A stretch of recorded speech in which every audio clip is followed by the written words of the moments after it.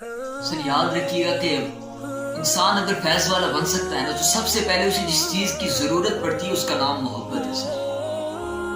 جب انسان محبت دینا شروع کر دیتا ہے، محبت کرنا شروع کر دیتا ہے تو در حقیقت فیض کا ایک لنک بن جاتا ہے سر. یہ ضروری نہیں ہوتا کہ فیض سامنے سے ہی ملتا ہے یا کسی کے پاس بیٹھ کر ہی فیض ملتا ہے سر. اگر آپ کی تڑپ، آپ کی محبت اور آپ کی طلب سچی ہے تو پھر 700 سال بعد بھی اقبال اٹھ کر کہتا ہے کہ اگر جلال الدین رومی نہ ہوتا تو اقبال نہ ہوتا.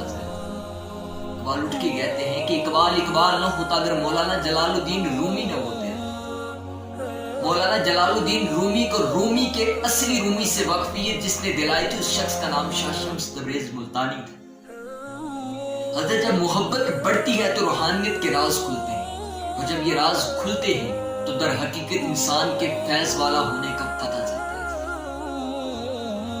اقبال 700 سال بعد بھی رومی کو اپنا استاد مانتے ہیں اور اپنے استاد سے اس قدر محبت ہے کہ کہتے ہیں کہ کونیا میں آج بھی مولانا جلال الدین رومی کی قبر موجود ہے. اس قبر کے پاس حضرت علامہ اقبال کی علامتی قبر رکھی گئی ہے کیونکہ استاد اور شاگرد کی محبت کو وہاں پر جا کے یکجا کر دیا گیا ہے. اور فرماتے ہیں کہ حضرت علامہ اقبال کی قبر کی مٹی میں کچھ مٹی حضرت مولانا جلال الدین رومی کی قبر کی بھی شامل کی گئی ہے. استاد کی شاگرد سے محبت اس قدر تھی سر، اور شاگرد کی استاد سے اس قدر محبت تھی سر کہ دنیا کہتی ہے کہ اقبال نہ ہوتا اگر مولانا جلال الدین رومی نہ ہوتا.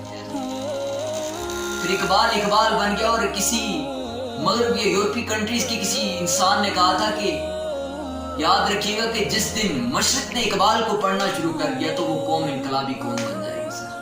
دنیا کی کوئی بھی قوم اس قوم کا مقابلہ نہیں کر پائے گی سر. اقبال کے پاس وہ فیض ہے، اگر کوئی لینے کے لیے بیٹھے تو پھر خدا کی قسم نسلیں اس کا فیض کریں.